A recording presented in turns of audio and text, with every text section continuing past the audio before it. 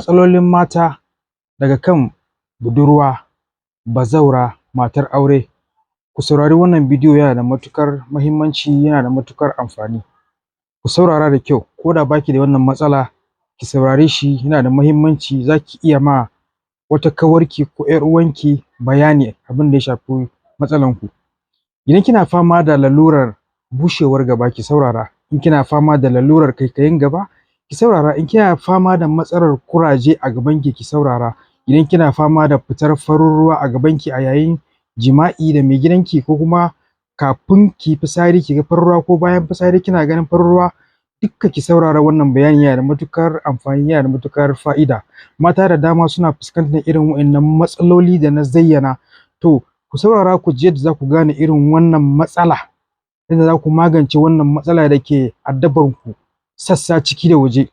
Wannan cibiya mai matuƙar tarin albarka, Al-Amin Traditional Medicine Center, ta zo muku da bayani yadda za ku haɗa waɗannan magunguna da kanku domin ku samu cin nasara da biyan buƙata. Wannan magani shine za ka samu tafarnuwa tsilli 3, za ka samu ɗanyen citta guda 3 ka wanke shi, sannan ka samu lemun tsami. Shi wannan ɗanyen citta da tafarnuwa za ka daddaka shi, sai ka samu ruwa mai zafi kaɗan, sai ka tace, ka matse, ka zuba lemun tsami a ciki.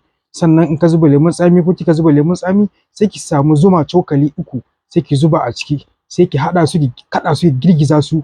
Yadda za ki yi amfani da wannan magani shine, da safe kafin ki karya, kafin ki ci abinci, za ki sha wannan magani. Wannan haɗin kwana 1 kenan. Bayan kin sha wannan magani, washe gari ki sake haɗa shi kamar yadda kika haɗa, sannan ki sake sha. Za ki haɗa wannan magani na tsawon kwana 14 kina sha. Idan kina da matsala na irin wannan ko rikicewan al'ada, za ki iya shan wannan magani.